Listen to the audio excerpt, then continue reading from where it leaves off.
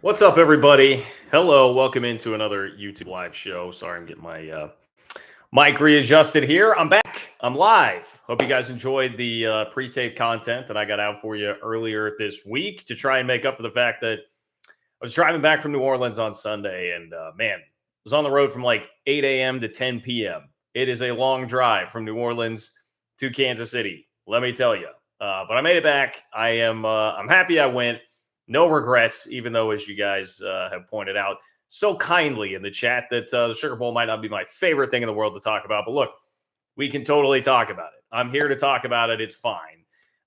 It was a cool celebration of K-State's season to be down there with would have had to have been around 25, 30,000 K-State fans. The announced attendance there was just over 60, and it was about a 50-50 split, I think, between K-State and Bama fans. So really good showing for K-State down there. But yeah, game kind of sucked. I think it goes a lot differently if K-State could have converted on 4th and goal there to go up 17-14, but I digress. It is what it is. I forgot to tweet the link out here. So give me 1 second, people. Give me 1 second to tweet out the link, make sure that we get this going, and then I'll run you through what the outline is today, which includes, as you can see, some trouble brewing in Stillwater, potentially. YouTube live time. All right. Got the link tweeted out. So here is what we have. I appreciate you, Ron, by the way, asking about my cold. The Cajun food, I don't know if it was that did it to cure my cold, but I am finally feeling a decent amount better. I'm still hacking up some stuff, but man, it was like a solid week of feeling like, you know what, thanks to a cold.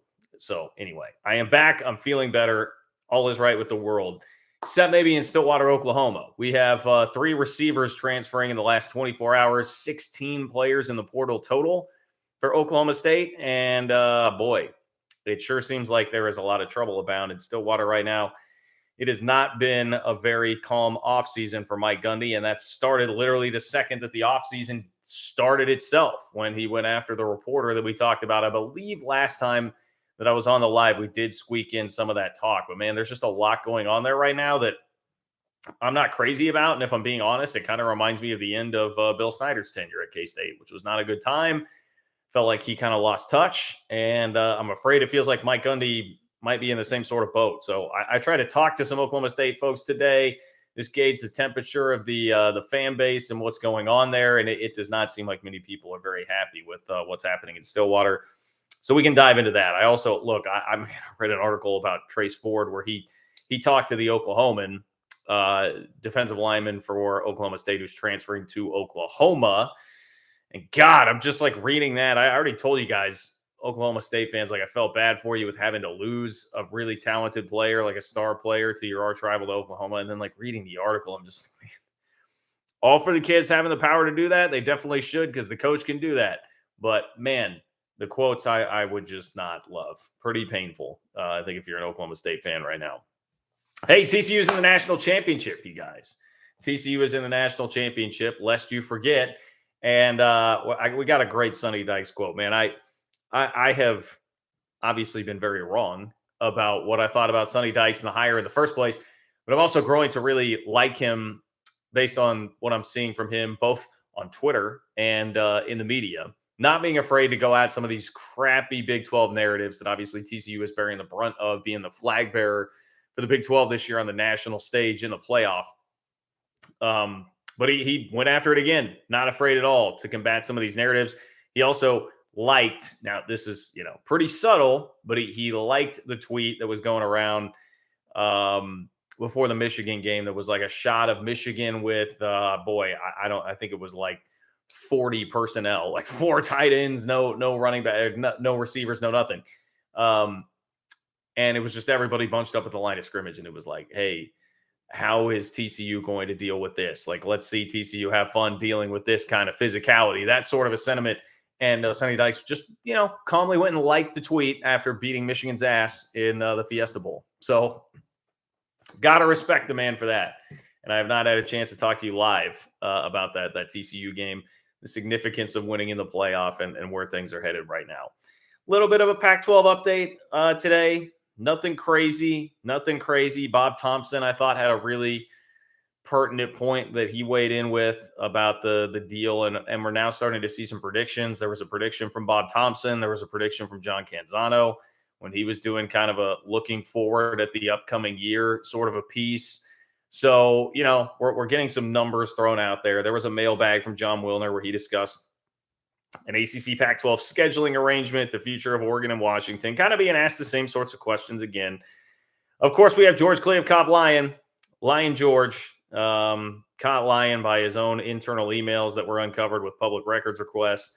And then if you guys are into any kind of hoops talk at all, Big 12 hoops pretty crazy right now, with a league that has literally everybody, I believe, as of right now in the top 40 in KenPom, which is just insane. And at one point within the last week, the projected records on KenPom, only went from 12-6 to 8-10. Literally everybody in the league was between 8-10 and 12-6, which would effectively make every single team in the league a tournament team. So, sometimes this Big 12 basketball talk probably gets a little bit overhyped. I don't think this year is one of them, at least as of right now. We'll see how it plays out. But, man, it sure looks like there is no break, no rest for the weary at all in this league right now when it comes to hoops. So that's what I've got lined up for you. You guys know the drill. If you've been here before, you can control the content as well. There are 150 people or so in the chat right now. There's too much going on for me to follow everything. So if you want to make sure that your voice gets heard and your opinion makes it onto the chat tonight, you can donate by clicking the $ below the chat box where it says say something. Not only does that pin your chat up at the top for me, ensures that I will read it and get to your question or comment, but it is also a way to support the work that I'm doing here on the channel, bringing you Big 12 content on a week in, week out basis. I can't do it without your support. You guys truly mean a lot to me. I appreciate everybody who does that. Thank you so much. And if you are catching this after the fact, you're not here live, you can also support the channel on Venmo. Just John-Kurtz-4 on Venmo to support the channel that way. So I appreciate everybody who does that as well. And even if you don't want to spend your hard-earned cash, you can give me one click and still support the channel. Just like the video. Simply liking the video right now will help me as well. It helps with the YouTube algorithm, helps generate extra views, and that is always, always, always much appreciated as well. If you're catching it after the fact, like the video, leave a comment on the video. The comments help in the comment section, whether you love me, hate me, disagree, think I'm an idiot, just let me know in the comments. And that is another way that you can help out the channel and help some of the reach of this video. So appreciate all of you that are here. What's up, Matthew? I see Matthew chiming in here first with a donation. Thank you, Matthew. Matthew says, Texas Tech and TCU carrying the Big 12 Bulls and future Big 12 powers. Well, they definitely did their work in the bowl season. Very strong. Texas Tech looked great in dispatching of Ole Miss. TCU looked great in taking care of Michigan and leading that thing wire to wire, running all over Michigan's defensive line, making some big stops with that Big 12 physicality, baby. We've been talking about Big 12 physicality forever. The nation has, and they got to see it on display once again with TCU. Man, that may have been the most satisfying part about the entire game, was just the way, like, TCU did not get pushed around. TCU looked like the more physical, more athletic team throughout the entirety of the game there. They looked like flat out the better team. And that is just so refreshing. A Big 12 playoff win in any form would have been massive for the league, just major for the credibility of the league, especially when Oklahoma could not do it. They were never able to get over that hump, and you had not had a Big 12 team win a college football playoff game yet. But to do it and do it in the fashion that TCU did, and I know, I was arguing today with a Michigan fan who's like, it took 2 pick sixes and Blake Corum being out, and it was still a 6-point game. And a bad 2 pick sixes, a bad call, and Blake Corum being out, and it's still a 6-point game. And I'm like, all right, well, first of all, who threw the pick sixes? J.J. McCarthy threw the freaking pick sixes. Kendre Miller went out in the first quarter, very early in the game. They didn't have their star running back either, and you got blasted by their backup running back. So let's just chill with that, okay? TCU took it to them. Totally different challenge coming up in Georgia, because Georgia is just a very, very souped up version of Michigan. And speaking of Sugar Bowl talk, guys, take it from me as somebody who just watched my squad, which beat TCU the last time they played, go up against Alabama, a very similar team to Georgia from a talent standpoint. It ain't easy. It ain't easy. But I do think it can be done for TCU. So hopefully that's where we get with it. And I certainly have plenty of respect for the Frogs and the Red Raiders for what they did in bowl season. Future Big 12 powers, we'll see. I mean, I think TCU is definitely set up for it right now. I like a lot of what I'm seeing out of Texas Tech, but TCU is obviously really walking the walk right now with a great recruiting class, killing it in the transfer portal, and now about to play for a national championship and becoming not only the first Big 12 team to win a playoff game, but the first team from the state of Texas to win a playoff game, which is going to carry a lot of weight, I'd have to imagine, within that state. Future is really, really bright right now for Sonny Dykes and TCU. Now, they're going to have to do it without Max Duggan next year. That probably warrants a conversation. We'll get there at some point, I'm sure, after the national championship game is done. But, man, doesn't it feel great to be sitting here talking about a national championship game involving a Big 12 team? So often we get to the end of this season here, and it's like, okay, great. I get to watch Georgia and Ohio State play. I get to watch Alabama and Georgia play. I get to watch Clemson and Alabama play. Okay, that's great. I'll watch it. I do enjoy it, but it doesn't have it just always feels so sterile. Like these national championship games always feel so sterile when it's these uber powers.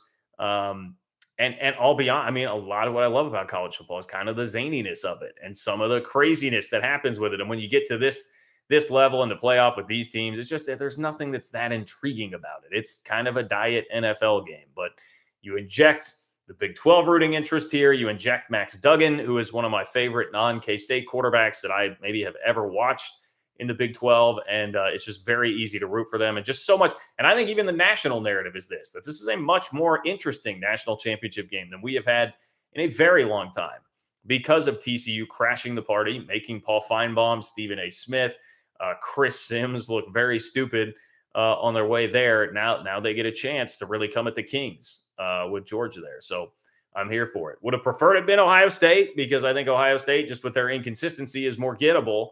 But still, I am very happy to be watching TCU there. Can we talk about this? Texas, come get your boy. Come get your boy, Chris Sims. Chris Sims had the worst tweets of all. He had the worst. You know what? I'm going to pull it up right now and just bury him again. Chris Sims, who I legitimately enjoy some of his NFL analysis. He did a really good recurring bit on the Dan Le Batard show at one point in time that was very funny back in the days when I was listening to that show religiously. But as a quarterback at Texas, he sucked. He was overrated. He was not as good as Major Applewhite. They kept trying to play him because of the last name. Very, very befitting of Texas, right? Just tell me you don't watch college football without telling me you don't watch college football by coming in with the tweet that he had. But Chris Sims, TCU tweet, says, TCU in the college football playoff, the Big 12 sucks, and I played in the Big 12.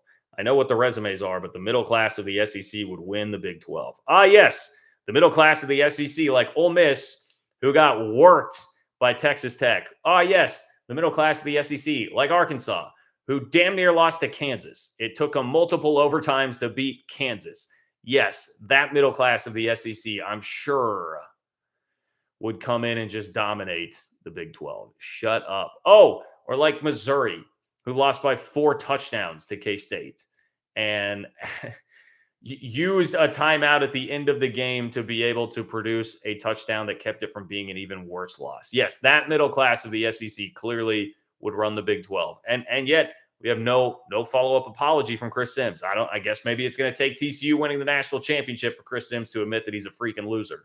But that's what it's going to be. That's what it's going to be. And I appreciate TCU putting some egg on his face. Robert seems to as well. Robert says, go Purple Baylor, beat the dogs, wreck them.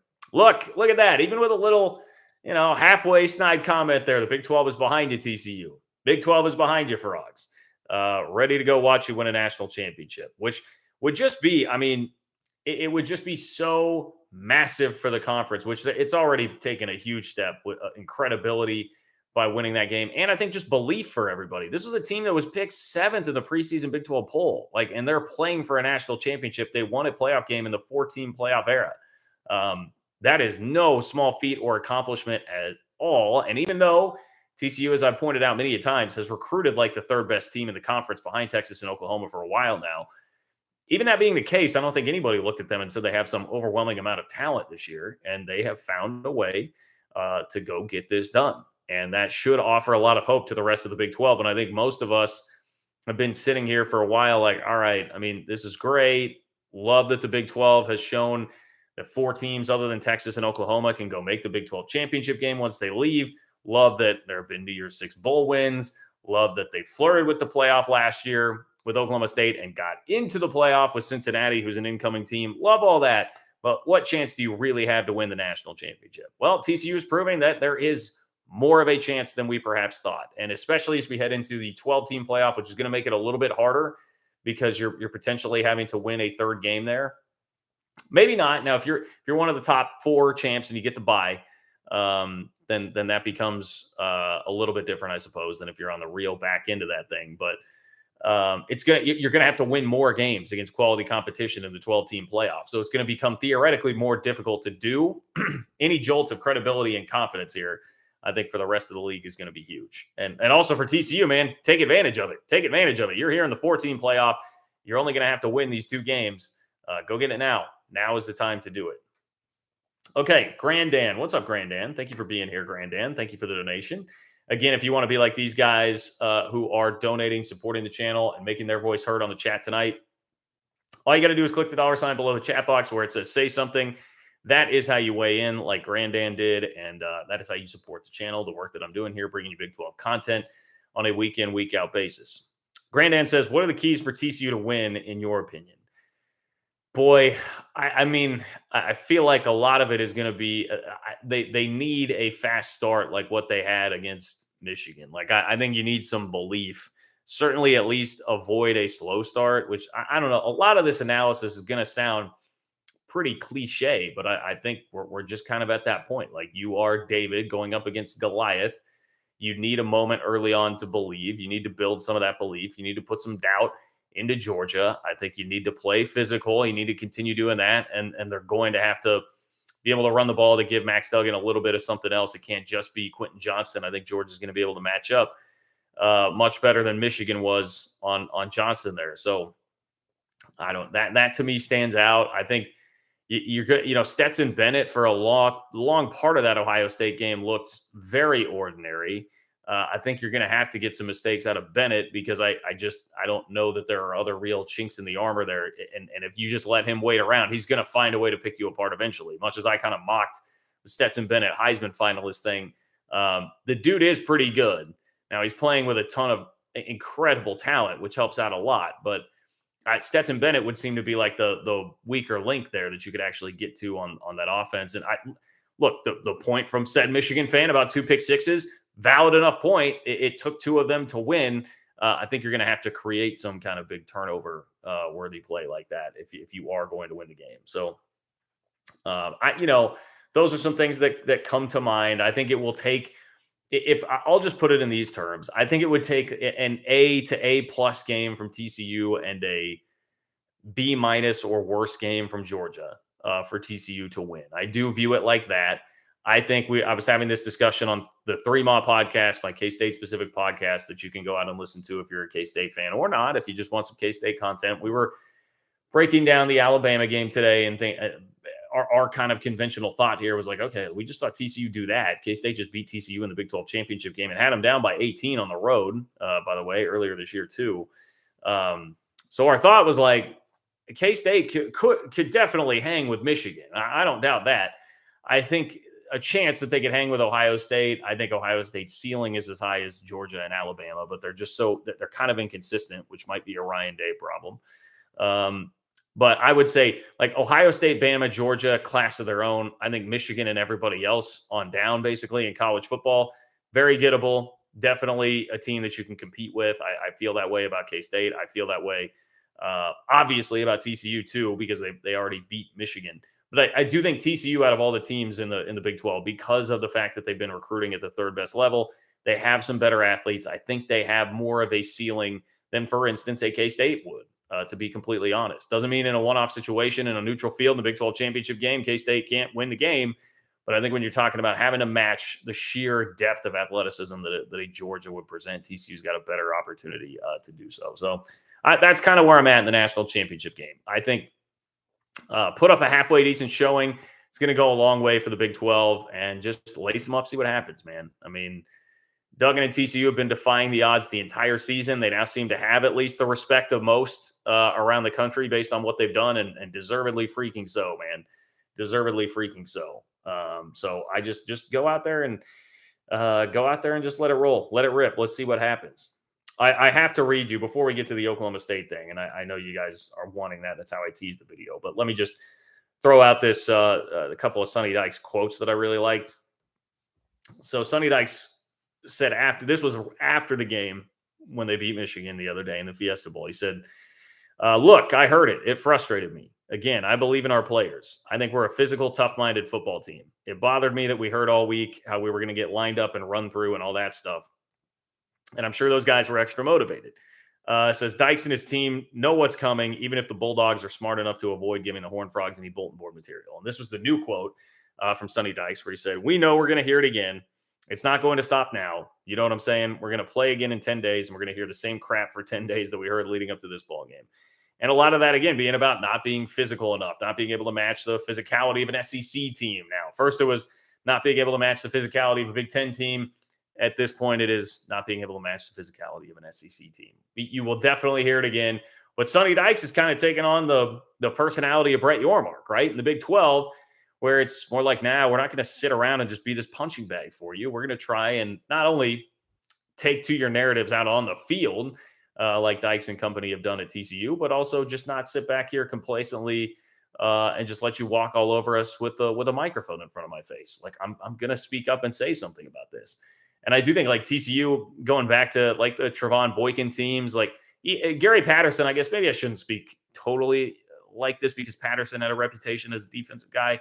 But TCU was in that era of a ton of points being scored with Baylor and TCU, West Virginia, back in like the mid 2010s, where everybody thought there was no defense being played at all. So they probably do still carry nationally some of that residually. But man, those guys are pretty tough. They are pretty tough. And if I were Sonny Dykes, I would not be backing down either. And doesn't it seem like this is kind of a personality trait that's permeating a lot of the league right now?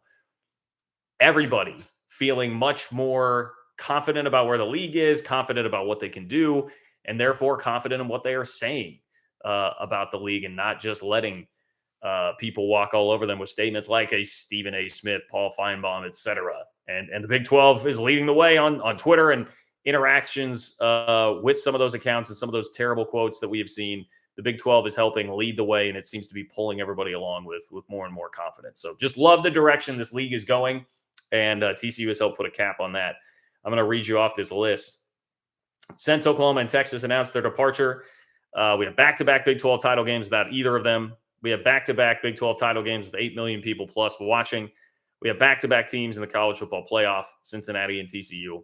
First college football playoff win ever for the conference with TCU this year. 3 New Year's 6 bowl wins. Signed a TV deal with Fox and ESPN that'll give the schools $32 million a year, which is a slight increase when the projections initially were going to be a 50% decrease. And oh, by the way, Oklahoma and Texas already combined at 19 and 17. Mid, as the kids would call it. Oklahoma and Texas, very mid the last 2 years, ever since all of this went down and happened. So thank you to TCU for putting the icing on the cake of that right now and continuing the momentum full steam ahead for this conference. Okay, you want to chime in, click the $ below the chat box where it says say something to donate, make your voice be heard. Let me run through some donations here. Robert says ESPN's bias shown by the number of shots of McCarthy's family. Yeah, I mean, they were definitely set up and ready for that. Boy, I tell you what, there was a lot of that. And look, I have not watched the Sugar Bowl broadcast, but that was one of the common complaints I saw from a lot of people. It's like, man, this is just an Alabama infomercial. K-State happens to be there. Look, to some extent, I get it. In the K-State Alabama situation, I get it. Like, they're the national story. Bryce Young and Will Anderson, even more so, made that a much bigger national story for everybody to be following and watching. And they've earned some of that respect by being the class of college football for going on a decade now. I understand some of that, but like Michigan, yeah, we should probably chill out on Michigan a little bit compared to TCU. Alabama, K State with Will Anderson, Bryce Young, a little bit of a different story. So yeah, I'm with you, Robert. Ema Tom, what's up, Ema Tom? Thank you for your support, my friend. Ema Tom says, "How about them Cats dropping 116 on the number 6 team in the country? Jerome Tang is a force to be reckoned with going forward." I totally agree, man. That dude, speaking of studs, that guy is a massive stud. Jerome Tang, boy.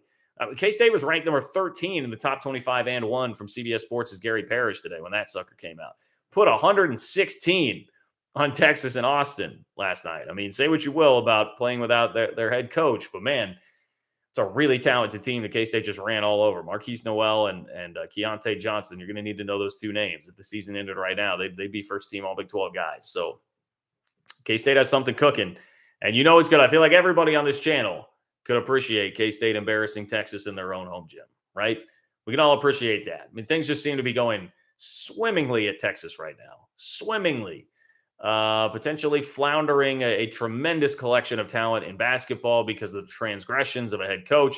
You've got the Sark video rolling around showing that, man, when he thinks the cameras are off at least, the guy is a total a-hole. I mean, that was gross, man. I hated seeing that from Sark. Like, I don't care that the guy's touching you. To react like that, come on, dude. Meanwhile, Texas football went 8-5.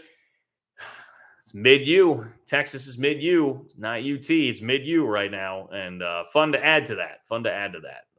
For the Cats last night. So happy to see that. Cynthia. What's up, Cynthia? Cynthia, thank you very much for the donation. Really, really appreciate that. And thank you for your support and being here tonight. Cynthia says, always enjoy your content. Very informative.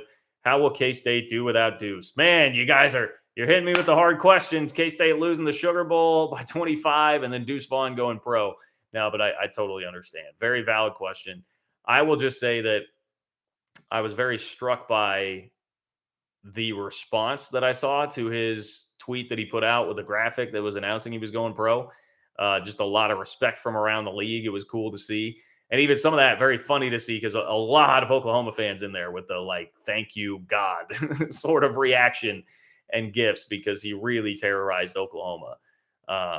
So to see the respect for him around the league was very cool. There is not a guy that take what he did on the football field out of this. Like there is not a more perfect representative for your university that I think has ever existed in athletics than Deuce Vaughn. Look, if you have any idea of what this guy has been like off the field in the community as a leader, you understand that statement is 100% accurate. Just an unbelievable human being. So it is going to suck not having him out there on the field. 3-time All-American, freshman All-American, and then back-to-back first-team All-American each of the last 2 years. Consensus All-American this year. Like he is just a stud, and it will be a massive loss. Now, I think K-State is going to be in pretty good shape at running back with DJ Giddens, who, by the way, made a really nice couple of moves against Alabama late in that game when he was getting to play kind of in mop-up duty. I think they're going to be okay there, but you do not just replace Deuce. It's going to have to be by committee, and you will be losing not just a dynamic playmaker, but an incredible leader who set the tone for the turnaround from a 4-win season in 2020 to a Big 12 championship this year. That guy is as important to K-State football as almost anybody. Like this side of Bill Snyder, he's been as important to K-State football as almost anybody to establish a precedent that other coaches can win big here, not just Bill Snyder. Unbelievable what he's meant to the program. Wish him nothing but the best. Here's a guarantee. I guarantee you that guy's going to have a productive NFL career. Guarantee you that. I feel very strongly. If his body holds up, he stays healthy, he will have a very good NFL career. So it's going to hurt K-State. Does it lower their ceiling a little bit? Yeah, probably. Probably so.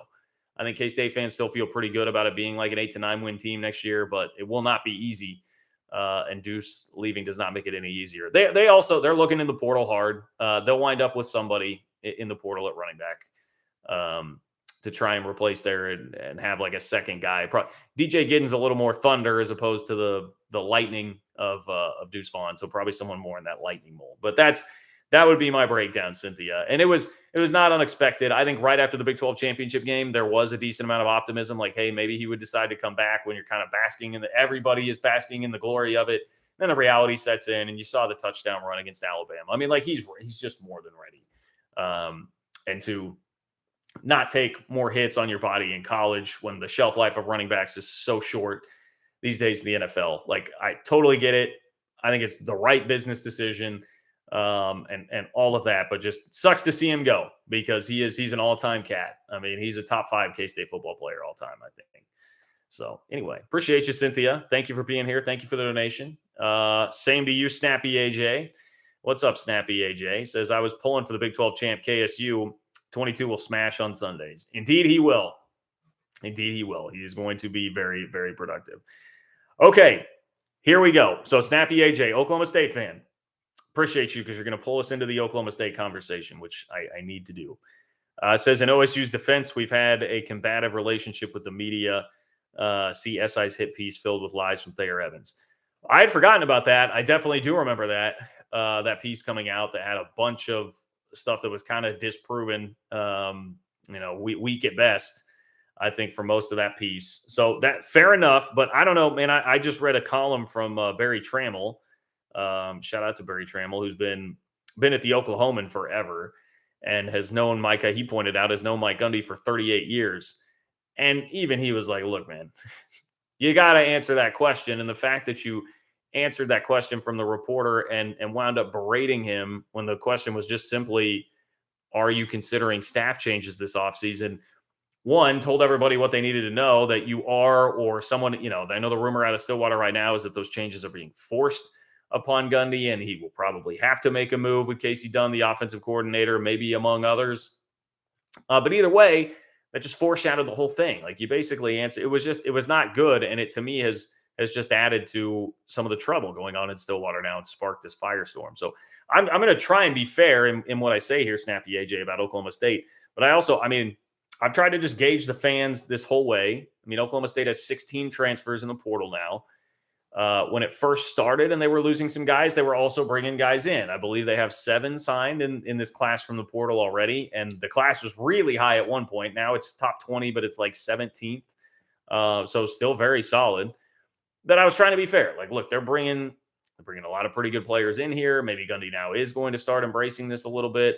Tried to give the benefit of the doubt here. And on the front end, I will acknowledge that. It's not like they are not hitting the portal to replace some of these guys, but they're losing more than they are taking in, and they're losing a lot of pretty talented pieces and guys that the fans do not want to see go. And judging by the fan reaction today, even just asking for people to hit me up, like soliciting some of that on Twitter, does not seem like most people are in a great place. And I can only relate to the experiences that I have, but I was there for the end of the Bill Snyder era. And for those who didn't follow it very closely, there were a lot of things that looked very similar to what it has happened in the last calendar year at Oklahoma State.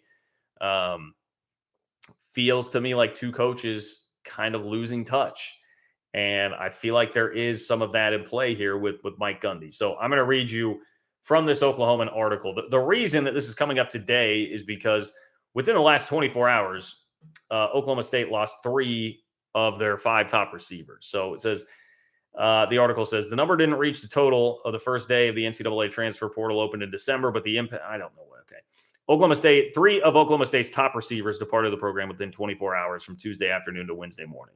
The trio of wideouts, John Paul Richardson, Bryson Green, and Stephon Johnson Jr., were joined by defensive tackle Samuela Tiawakamala in the post-bowl exodus, according to multiple reports. 16 scholarship players have now left the program via the transfer portal, including 7 starters. So that's the key. 16 players have left. That number can be a little bit deceiving if it's guys that are disgruntled, that weren't playing, that weren't going to play. Well, 7 of these guys were starters. 16 players have now left the program via the portal, including 7 starters, and 3 of the top 5 receivers from this past season are gone. One of the other top 5 receivers is gone to graduation. So tough hit to the receiver room and the skill positions for Oklahoma State. And remember, by the way, they've got to replace a quarterback because Spencer Sanders is going to be gone as well. Speculation about uncertainty among Oklahoma State assistant coaches, particularly revolving around offensive coordinator and receivers coach Casey Dunn, has grown increasingly intense over the past several weeks. And head coach Mike Gundy fanned the flames with his contentious response to a question on the topic after the Guaranteed Rate Bowl loss to Wisconsin last week. The portal moves on Tuesday and Wednesday only raised more questions about internal disruption. Richardson, Green, and Johnson have been regularly used receivers since arriving on campus.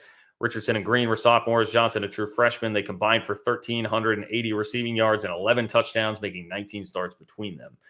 So these are dudes. Like, these are guys that were playing. These are dudes that Oklahoma State is losing. And it just, I mean, nothing that has happened since that lead in the fourth quarter, right? It was the fourth quarter in Fort Worth. Oklahoma State, since having the lead in the fourth quarter in Fort Worth, everything has just been a barrage of crap. I mean, it's not been good. Getting drilled by K-State, getting drilled by Kansas, losing that game to West Virginia at the end of the year, injury issues with Spencer Sanders, looking really just frankly not very good in the bowl game against a very mediocre Wisconsin team, the Gundy outburst, and now 16 guys entering the portal. Like, it's just, it seemingly has been a pattern of a lot of bad things happening. And to top it all off, one of the other things today, perhaps the most salacious thing that happened today, is that after the third guy entered the portal, we saw a tweet from Spencer Sanders, right? Remember him, outgoing quarterback, deciding to transfer. Spencer Sanders tweeted, it was just one emoji, but it was the emoji that's like laughing with a hand over its mouth, like this kind of thing. It was deleted pretty quickly after, but the internet sleuths were out there. They got a screenshot, and we got to see it. So Spencer Sanders clearly is taking some pleasure here, is making light of the fact that this is happening. It would indicate that there is quite a bit of internal drama happening with Oklahoma State as it revolves around Casey Dunn, as it revolves around Mike Gundy. And if we're putting some pieces together going back a few years, I understand that since this has happened, Oklahoma State had the 12-win season, almost made the playoff, and won the Fiesta Bowl by beating Notre Dame. So that definitely would throw a wrench into this being like the full-on narrative here. But I am just going to point out, if you go back to, he gets the 5-year, basically lifetime contract, right? Perpetually adds a year to it. So he's got total job security. And I think a lot of the theory here from some Oklahoma State fans would be that he's just a little bit too comfortable and set in his ways right now. Well, having a 5-year contract that perpetually adds a year, so you just always have that job security, it's a pretty good way to help get you set in your ways. But going back to 2020, you had the Chuba Hubbard thing, the T-shirt that Gundy wore, and like whether or not you agree with it, it cost him $1 million and was a major distraction for Oklahoma State, and seemed to represent a bit of disconnect with the players. Like, there were some players that were upset about it, right? Then he's been publicly very outspoken about not liking NIL, not liking the transfer portal, kind of like Dabo in that way, and just not really embracing what college football is right now. And I can understand. Again, this is one where, like, I'll level with you. I mean, I'm all for the players having the free. They deserve the same freedoms that the coaches have had. They deserve the NIL money, but it does make it. Totally understand if you look at that and you say, man, this isn't really what I signed up for. This is not what I love to do. I don't like having to manage this. This isn't the game that I know and love. I understand if that's your point, but you can't really have that take publicly if you're going to be the head coach of a competitive college football program right now, because the toothpaste is out of the tube. There is nothing you can do. You are not going to stop it.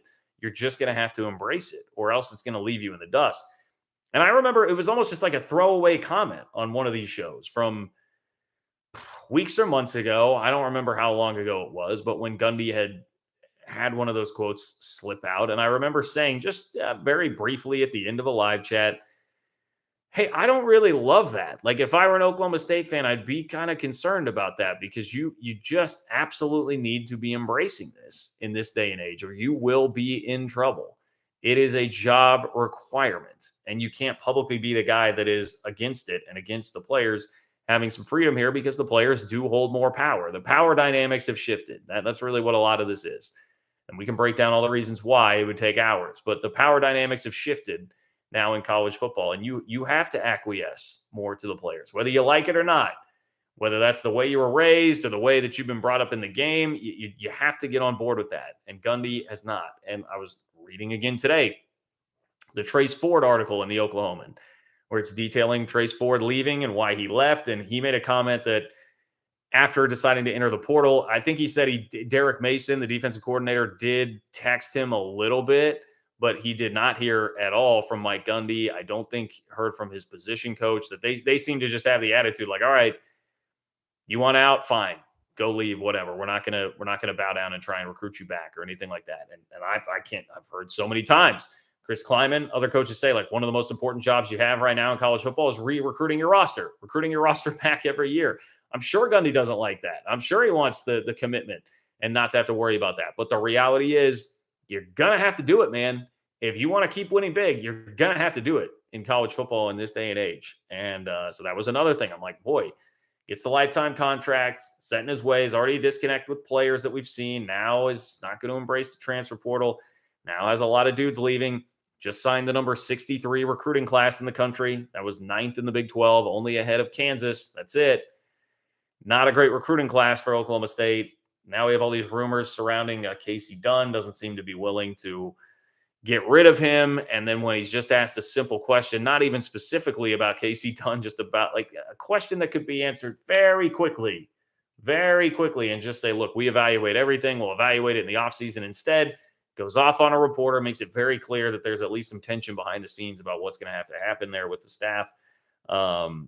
Snapping at reporters, asking legitimate questions, something that I saw a lot from Bill Snyder at the very end of his reign that to me indicated a lot of trouble. Not feeling real secure and confident in where you're at. Now you got 16 guys in the portal, 7 starters gone after a 7-6 season, and players like Spencer Sanders, the highest profile player that you've had, going public, like making fun of you, clowning on you. It just, all of that adds up to kind of, it feels like a mess. Feels like a mess for Oklahoma State. Now, do I think it is the total end of Mike Gundy and the total end of Oklahoma? No, I do not. I would not go that far at all. I don't mean to make it out to be that, but it does seem like there are some real systemic problems in Stillwater that are going to have to be changed. Like Mike Gundy, you're going to have to teach an old dog some new tricks here. I think he is going to have to change and adapt and evolve. He's 55. I mean, younger than I thought, but he's only 55 years old. So there is plenty of time to adapt if you are Mike Gundy here. This is not, I mean, I'm comparing it in some ways to the end of the Bill Snyder era. And Bill Snyder was pushing 80 and then getting to 80, by the end of it. Mike Gundy is not that. I think there's still more of an opportunity there to help him change, but he's going to have to want to do it, and he's going to have to actually embrace it. Whether or not that happens, I think is a major if. And I would venture a guess that you'll start to see some diminishing returns toward the end of Gundy's tenure here if he does not. That would be my hunch. And you're about to head into a new era of the Big 12 where like it's out there for the taking. But at the same time, you're seeing TCU step in a year after you seem to be toward the top of the mountaintop there in the Big 12. TCU has now stepped in, taken it a step or two further by getting to the playoff, by winning a playoff game, and now out recruiting you like they pretty much always have, but it's at least been close. I mean, Oklahoma State would be in the same ballpark most years recruiting. Now TCU significantly has you outpegged in the recruiting game on the heels of what they're doing actually on the field right now. The point being here, like this is not the time to be getting passed by. Realignment, we cover it every single week here on this channel. Does not feel like it's totally done. It's not the time to be really slipping up. You want to be on your P's and Q's here as a football program to keep yourself poised when that next thing comes up. So all of that would give me a lot of anxiety if I were an Oklahoma State fan. I've got last in my notes here. Look, Oklahoma State still does have the number 17 transfer class right now. Not all crashing down. There's still plenty of time to go out and get high-quality transfers, a ton of dudes in the portal. Maybe they can completely rebuild that roster, and we'll all look silly for wondering about it and questioning it right now. But, boy, right now it sure feels like there is a lot going on there.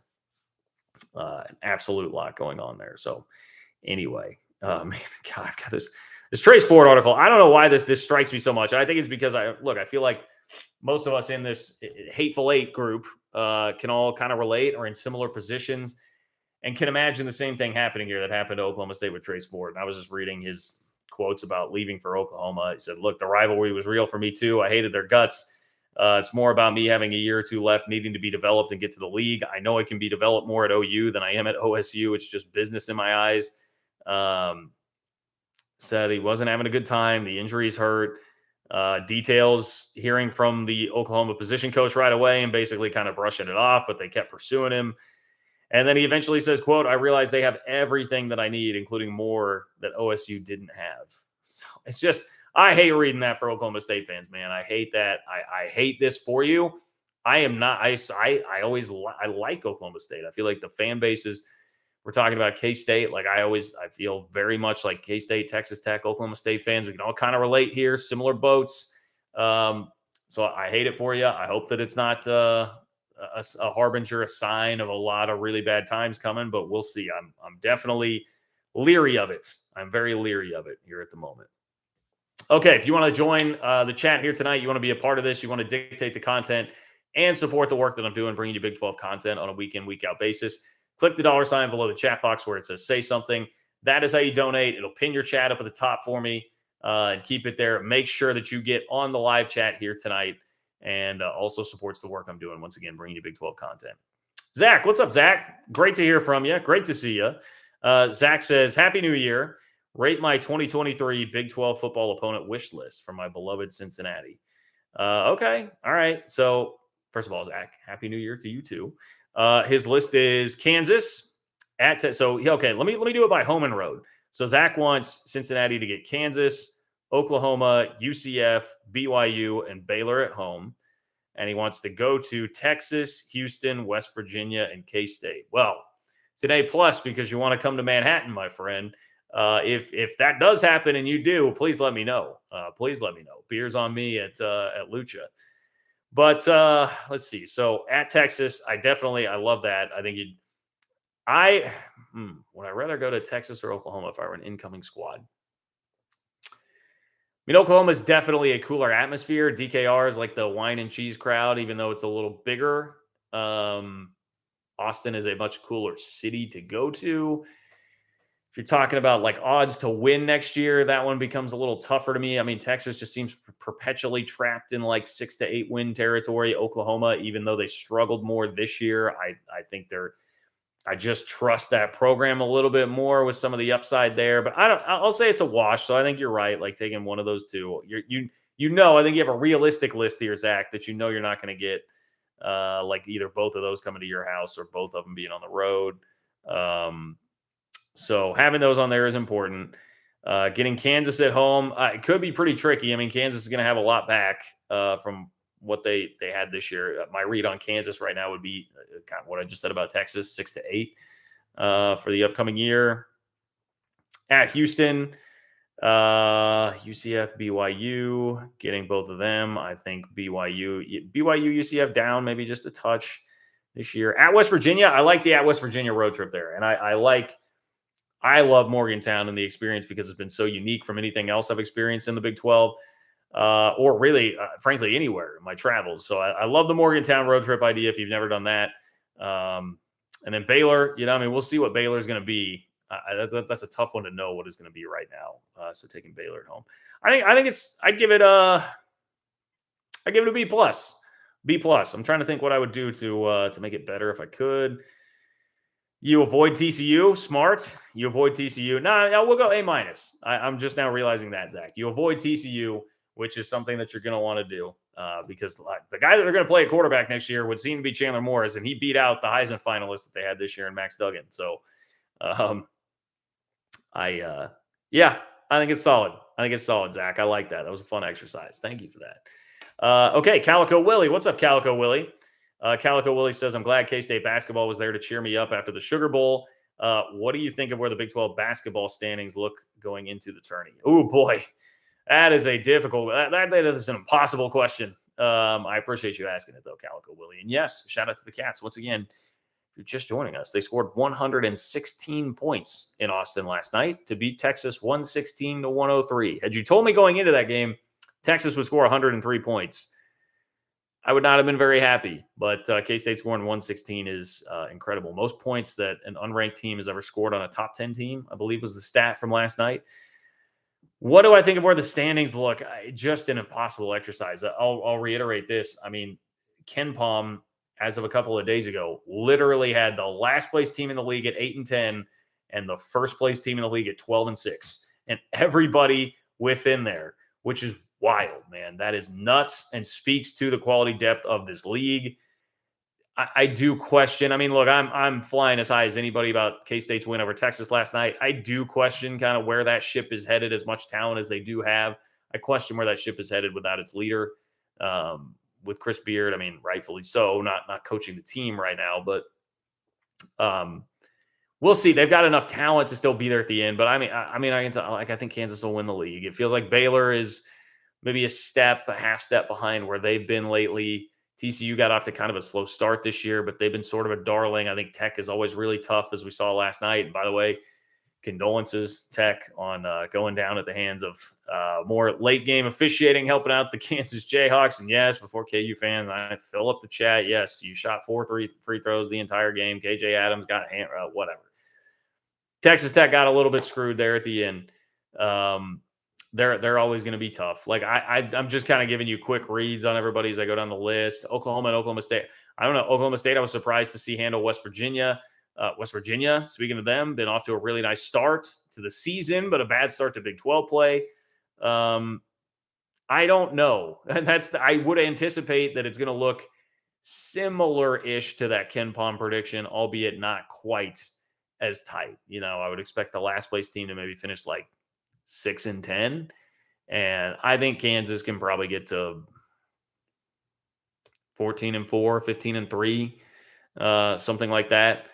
That's what look. I hate to admit it, but they're really damn good. And speaking of the Trace Ford situation, I really hate that it's happening with Kevin McCullough as a part of it at Kansas, but I also fully support his right to do what he did. So, yeah, there's your quick, like, in 20 seconds rundown of Big 12 hoops right now, Calico Willie. So I hope that will suffice for you.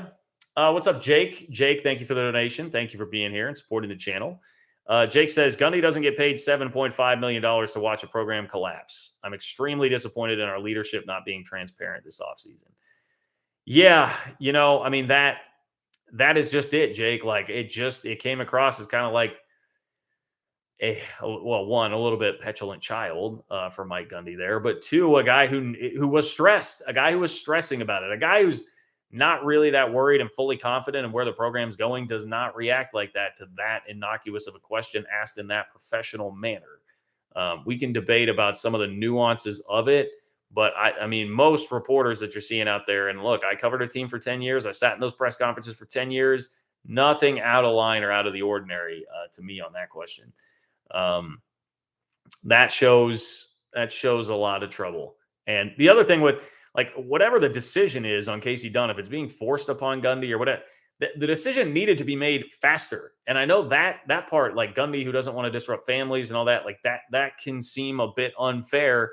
But that is the world that we live in, man. We've got the super early signing day in December. You've got the portal moving very quickly, very rapidly, and trying to re-recruit your roster as soon as the bowl game's done. Like, man, it's tough to do, and you have to be moving fast. And if the players have the power now, that if they really do have a huge issue with this guy, and I mean, I know what some of the rumors are there about, like, mistreatment, but I don't know. I have no idea whether or not those are true at all with Casey Dunn. But it seems clear that, I mean, look, the entire receiver room basically is transferring and leaving. He's the receivers coach and the offensive coordinator. Spencer Sanders is out there tweeting emojis at you as everybody leaves. Like, clearly there is something going on. And yes, there has not been much transparency at all out of Stillwater and out of Gundy. Not that he needs to be transparent about everything that's going on, but he needs to be making quick decisions. Like, these decisions need to be made faster. And if you're not going to be totally transparent, at least just don't be a dick. Like that. I hope that that's okay to say, like, but that's what he was in the press conference. Like, don't be that. At the very least, there's a minimum requirement for you. So anyway, that's kind of how I feel about it. I feel for you. I feel for you, Jake. I feel for you as an Oklahoma State fan. Really do. Josh Allen Jackson. What's up, my man? Josh Allen Jackson, thank you for being here. Thank you for supporting the channel. Says Cam Carter appreciation post. Yes, my guy. 17 points, 6 of 9 shooting. Almost all buckets were run killers when Texas was building momentum. Thank you for this, Josh Allen Jackson. Cam Carter deserves a shout out for sure. He to me was one of the I would say more frustrating players for a part of the year for me. Now, very early in his career, and defends very well, by the way. Like, you're going to get defense from him. But the offensive part of it was just like I couldn't figure out what he was offensively, what he was trying to be. And, man, he stepped up last night and hit some huge shots. You're right. It was like every time Texas was making a push, they got it down from 20 to about 10. And then in the second half, there were a couple times where they would get it to 7. They would get it to 8. And it seemed like every single time Cam Carter was there, hitting a three, just stepping into a three, calm, confident, and made some of the biggest shots of the game. In addition to playing great defense, which not a lot of defense being played in a game that was 116 to 103. So needed it and appreciate him and love the potential he has. I mean, you look at like the body, the build, the athleticism. I think there's a lot there. There's a lot there. So I'm here for it. I'm here for it. Thank you, Josh Allen Jackson. Oh boy, scrolling through the chat. Sorry, it looks like Joe. Shout out to Joe being the mod, taking care of some things in there for us. Matthew, what's up, Matthew? Matthew says Giddens is severely underrated. Always makes plays. Yeah, he is. He is. Would have been interesting, Matthew, in the Sugar Bowl to see if DJ Giddens or frankly Adrian Martinez would have gotten some carries on that goal to go situation when it's 14-10 Alabama and K-State right at the end of the first half as a chance on 3rd and 4th and goal to punch it in and go up 17-14, which I do think would have made it a competitive game like into the fourth quarter. Still think Bama probably wins by a couple of scores, but it would at least have made it a much more competitive game. Ifs and buts, all that stuff, and hard to complain when you're giving the ball to a guy like Deuce Vaughn. But, Giddens with his power and athleticism, it would have been very interesting to see. And I am excited, legitimately excited for where his career goes. Matthew, you're a K-State fan, so I think you'll get this reference. Like, has always kind of reminded me a little bit of Mike McCoy, who unfortunately, because of injuries, did not really get a chance to fully uncork his career. So I feel like this is in some ways like a second coming of that similar sort of skill set, similar sort of back, and also a Kansas kid, much like Mike McCoy. Snappy AJ, what's up, Snappy AJ? Snappy AJ chiming in again. Snappy AJ says, as always, I appreciate your candor. The emoji, and there it is. There it is. If you want to see the emoji there that Spencer Sanders used, Snappy AJ is taking care of it for you all. So everybody, give Snappy AJ a hand to let us see that. It says the emoji from Spencer Sanders definitely shows there's significant trouble in the locker room. OSU fans were worried. Yeah, with good reason. I think with good reason to be worried. Now, I am just thinking about this as a positive spin to this, Snappy AJ.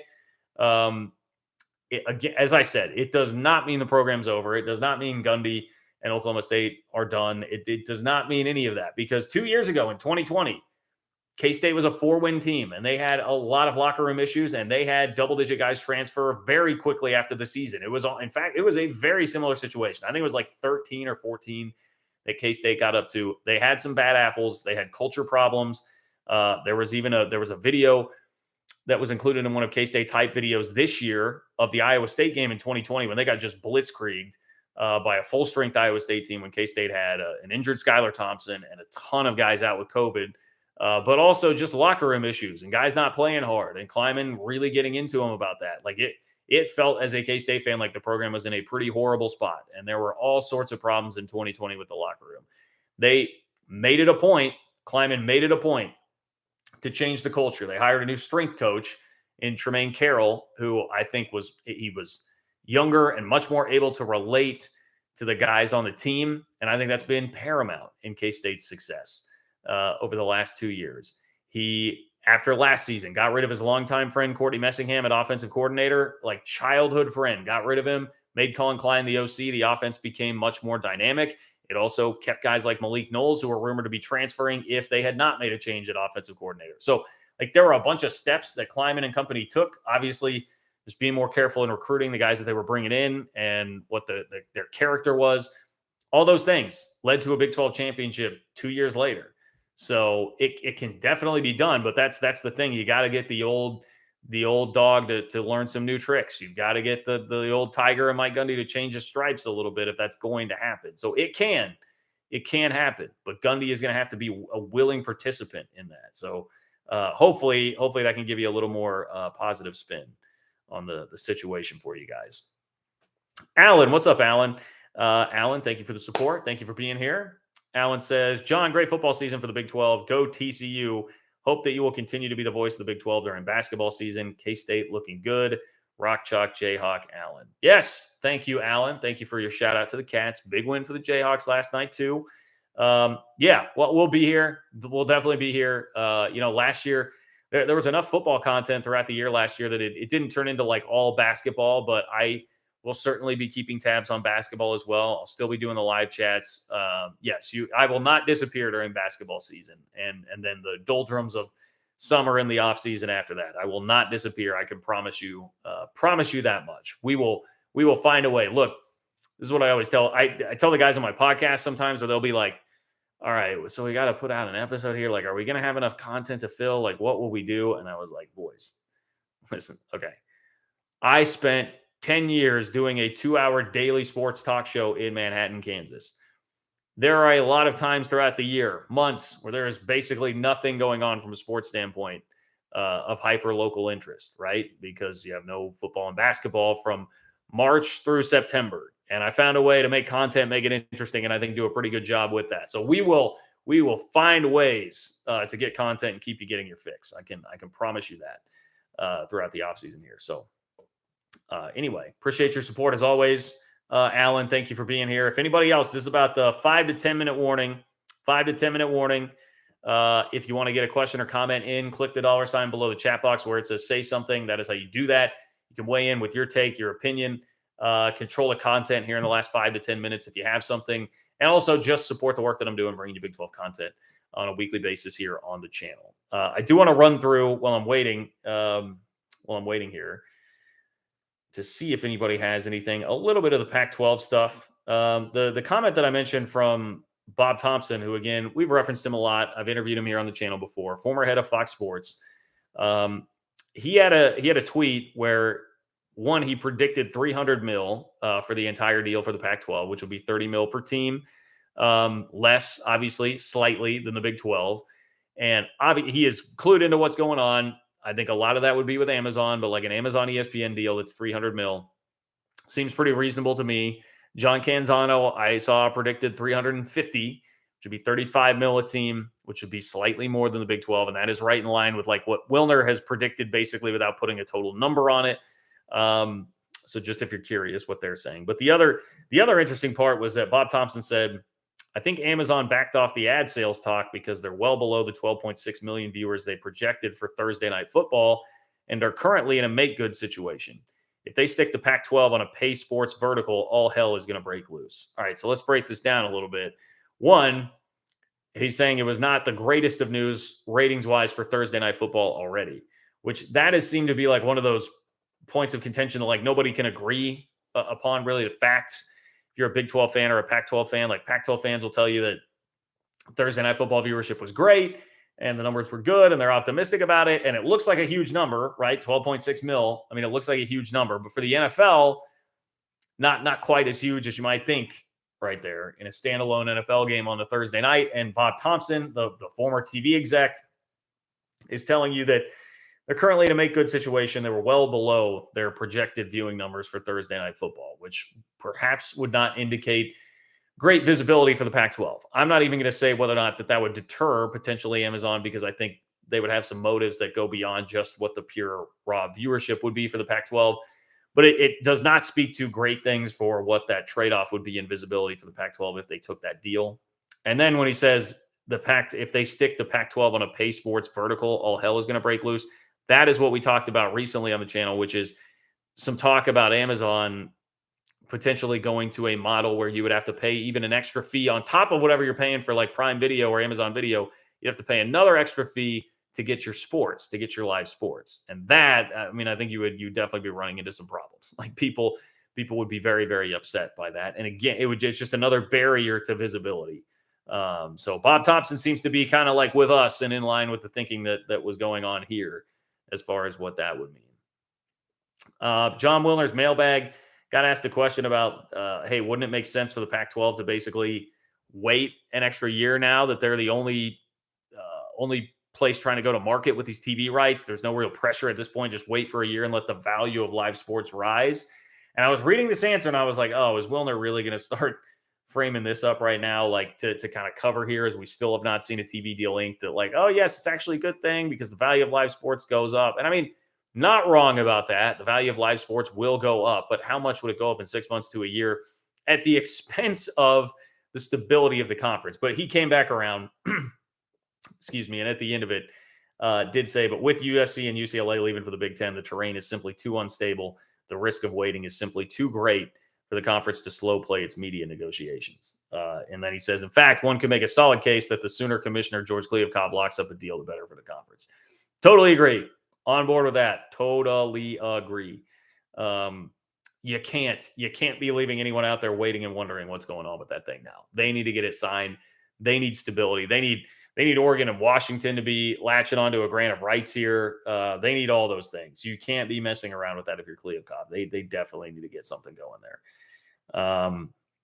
He was asked again about Oregon and Washington. Will Washington and Oregon move to the Big Ten eventually, if not sooner?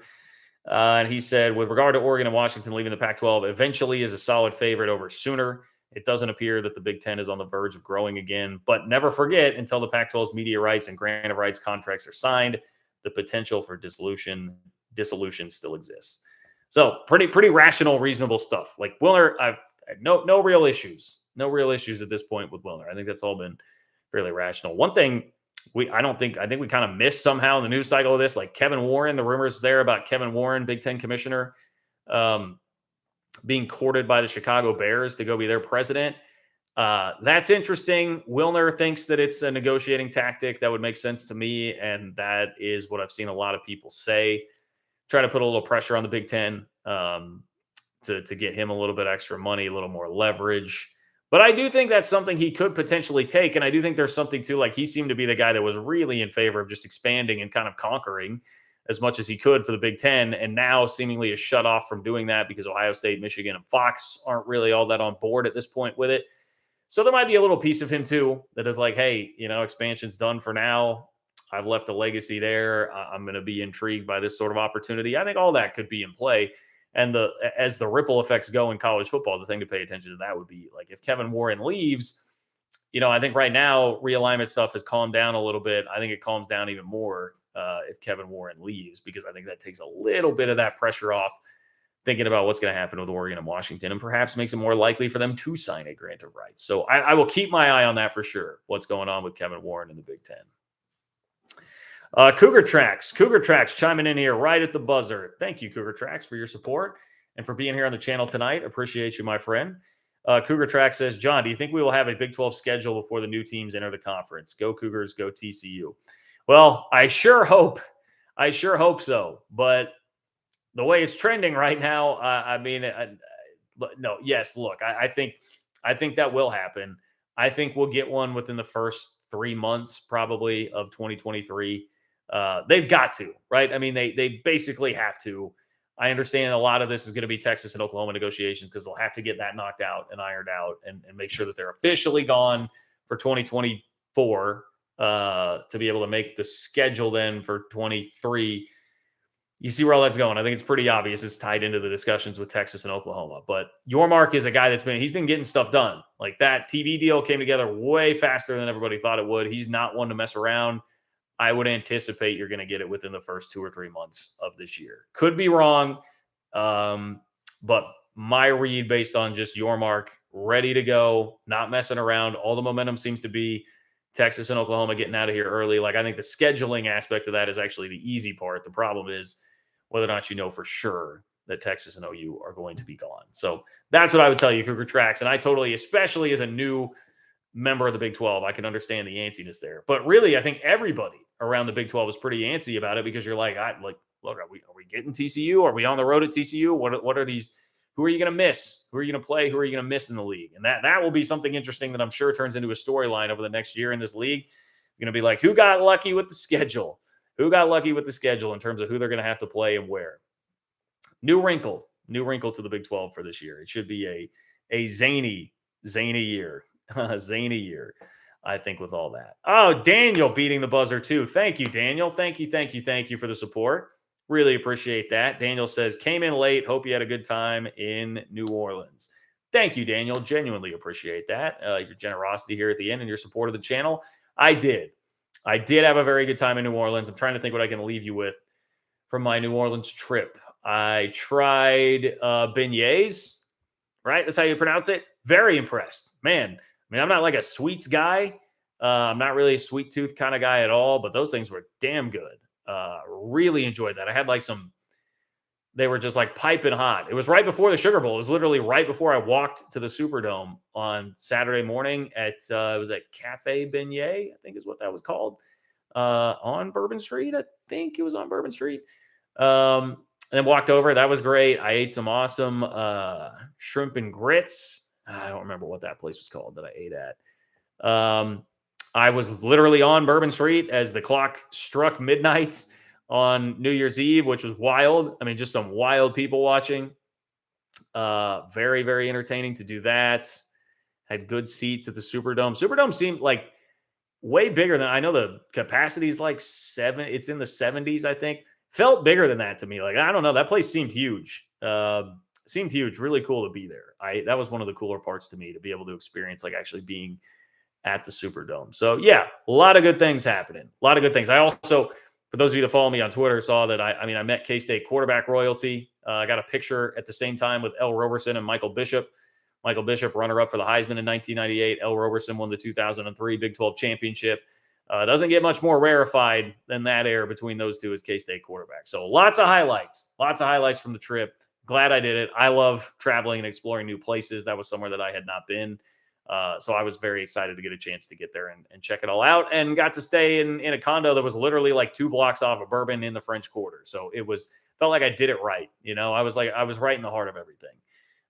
So enjoyed it a lot. Wish the game would have gone differently, but hey, celebration of K-State season to be there. Tons of K-State fans. It was a blast. So thank you, Daniel, for your support. Thank you to everybody who checked in tonight.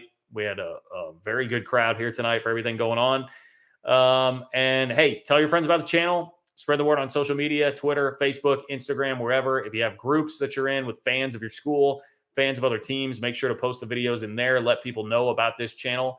And that we're building this Big 12 community here, which continues to grow and grow.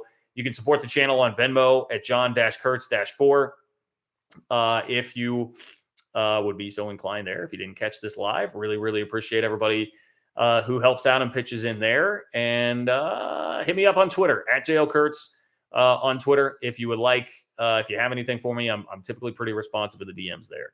Oh, Justin, what's up, Justin? Justin coming in. Justin, very generous. Thank you, my friend. Justin, USF fan. He's been our resident USF fan, South Florida guy in here. He says, I wish Cincinnati the best in the Big 12. They were a brother to us for all those years. We were in 3 conferences together. Conference USA, the Big East, and the AAC. Good luck, Cincy bros. As for UCF, I hope they go 0-12 next season. Justin, I think is like the best person on this channel at beating the buzzer. I remember one time, Justin, you beat the buzzer and maybe say like screw UCF or something like that. You've been pretty good at that. So I like the style. It's a good strategy, honestly. It's a good strategy. Pin me up against the end of the clock here and force me to read negative things about your rival. So I will not knock the hustle at all there, Justin, and very much appreciate the support. And I'm sure Cincy appreciates the kind words there as well. And hey, I've said this before, Justin. I wish nothing but the best for USF. Jim Leavitt, K-State guy, one of the OGs with Bill Snyder when he turned around the program way back in the day. Love me some Jim Leavitt. So was always happy to see his success there at USF. And anyway, I think that's going to wrap it up for us, guys. Hit me up on Twitter, like I said. Should see you on Sunday. Don't anticipate any issues with that as of right now. Hang with me for updates on Twitter. If anything changes, I will let you know. And spread the word about the channel. Take care. I will talk to you all soon.